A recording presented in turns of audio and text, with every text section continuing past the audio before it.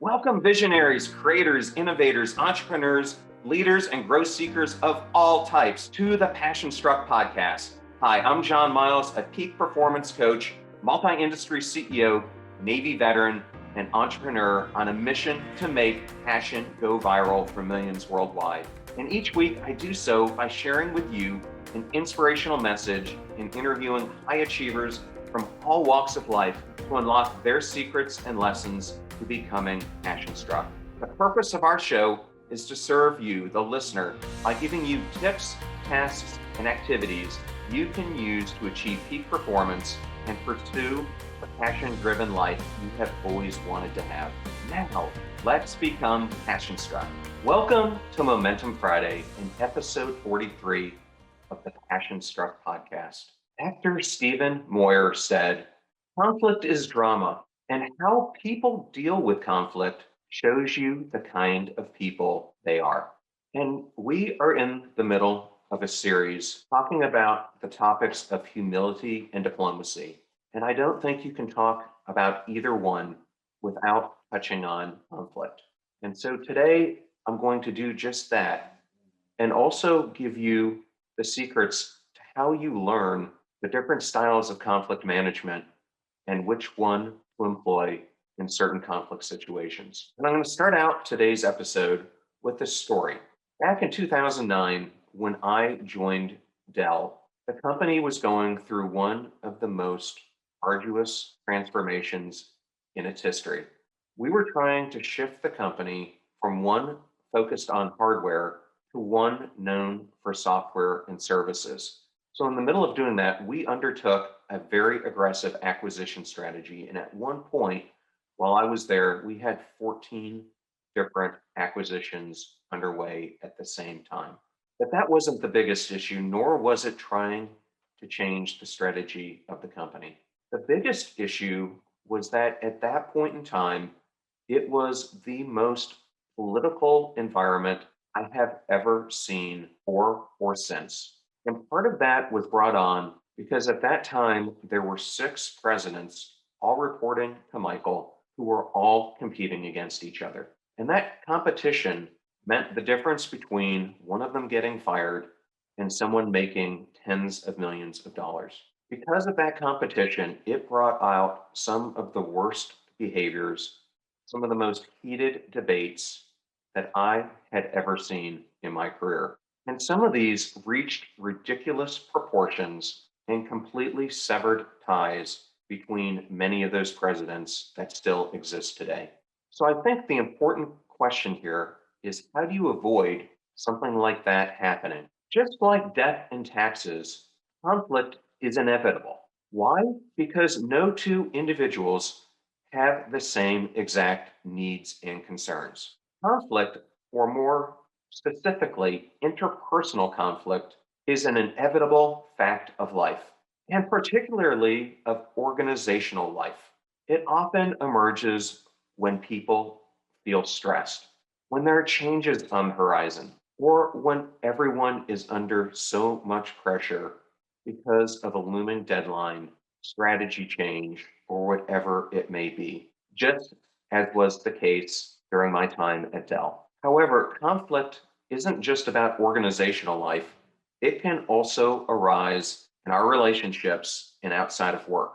But there is a huge difference between healthy and unhealthy conflict. Conflict is not dangerous. In fact, the opposite is true. It's the lack of conflict that can be extremely dangerous, because without conflict, we don't form as robust relationships. We don't create that vision for the future, and we don't end up moving the needle. We end up getting into a bunch of groupthink that doesn't take us anywhere. But it's unhealthy conflict that ends up eroding trust and also shared values. That is why diplomacy is so important in bringing about healthy conflict. Diplomacy, as I talked about in the last episode, is centered around negotiation.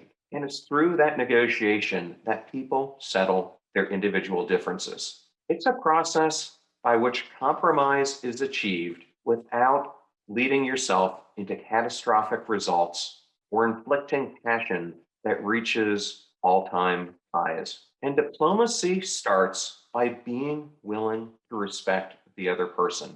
And at the heart of that is honesty. It's about being willing to engage, lean in, and showing the other party the dignity to actually work with them.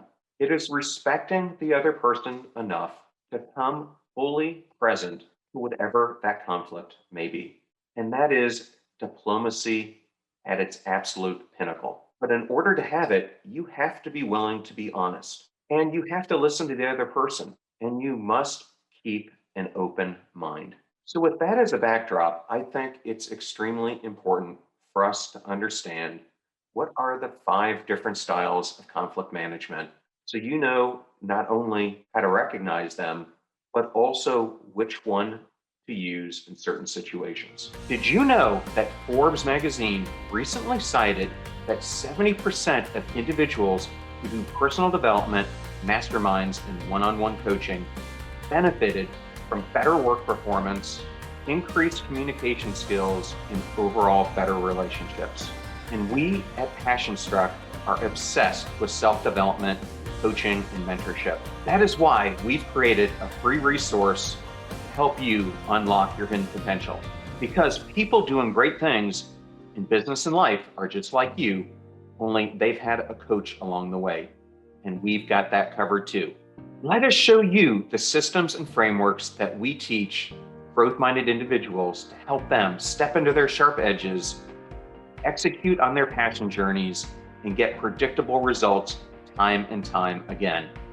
Go to passionstruck.com/coaching right now and let's get igniting. Now, conflict management isn't a new thing.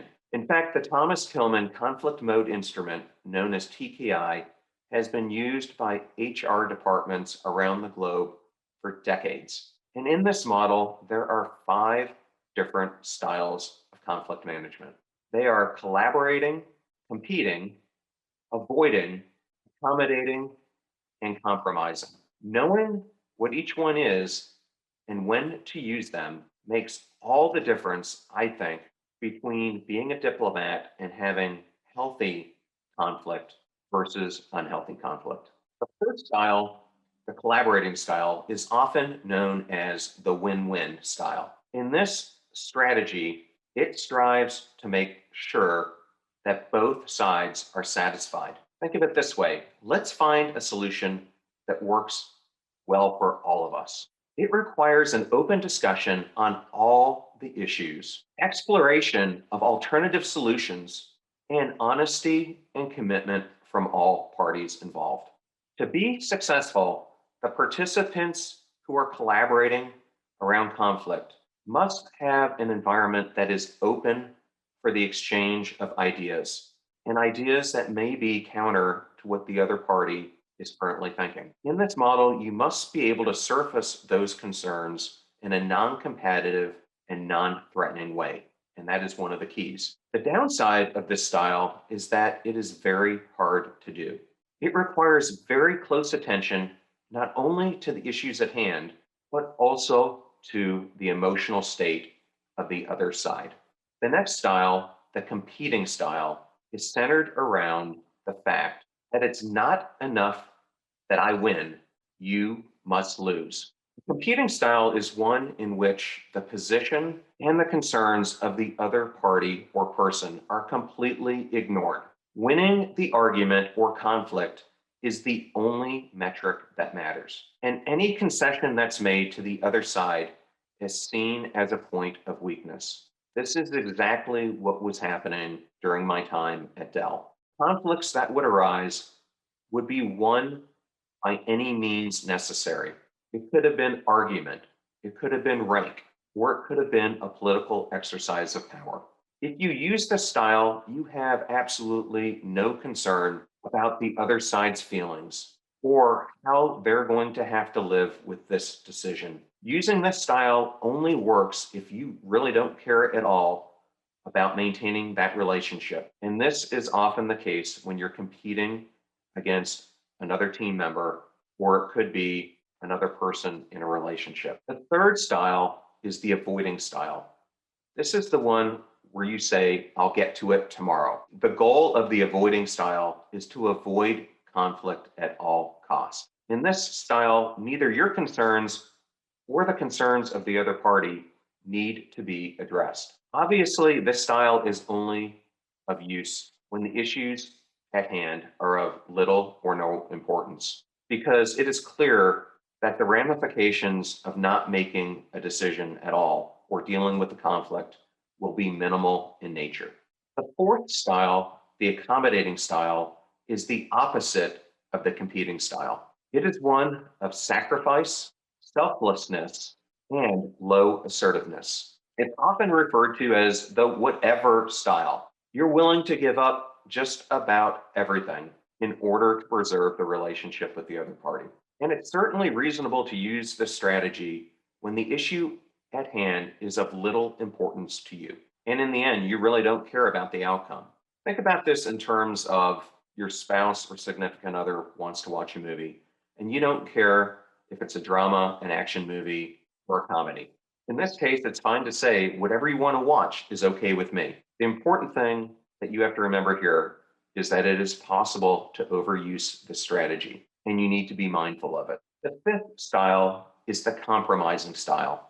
And in this one, you win some and you lose some. This style aims to find an expedient and mutually acceptable solution that personally satisfies both sides of the conflict. But it also maintains some assertiveness and cooperativeness. You're willing to trade on some of your points to win concessions from the other side. This style can be very, very useful when both sides of a conflict are equally powerful and willing to cooperate, and they want to preserve the relationship for long-term benefit of both sides. The biggest problem with this style is that both parties may give up so much that in the end, neither feels satisfied by what either has gotten. You have to be extremely careful in the compromise style that you're not giving up something that you can't live without. So, to bring closure on this episode, conflict is inevitable, and it can be done in either a healthy or unhealthy way. When done in a healthy way, it actually makes the team or relationship that much stronger because it brings about trust and an agreement on shared values. Because each style has their own strengths and weaknesses, it's important to study each one, practice them, and learn not only how to recognize them, but in each situation you're part of, which one you should apply. So before you enter conflict in the future, consider these 5 styles of conflict management and which one you want to employ. And don't be afraid to change strategies if it's not working. Hope you enjoyed today's episode. And if you did, we would love it if you gave this show a 5-star rating and shared it with a bunch of your growth-minded friends. Thank you, as always, for taking the time to listen or watch the Passion Struck podcast. Thank you so much for joining us. The purpose of our show is to make passion go viral. And we do that by sharing with you the knowledge and skills that you need to unlock your hidden potential. If you want to hear more, please subscribe to the Passion Struck podcast on Spotify, iTunes, Stitcher, or wherever you listen to your podcasts at. And if you absolutely love this episode, we'd appreciate a 5-star rating on iTunes and you sharing it with 3 of your most growth-minded friends so they can post it as well to their social accounts and help us grow our Passion Struck community. If you'd like to learn more about the show and our mission, you can go to passionstruck.com where you can sign up for our newsletter, look at our tools, and also download the show notes for today's episode. Additionally, you can listen to us every Tuesday and Friday for even more inspiring content.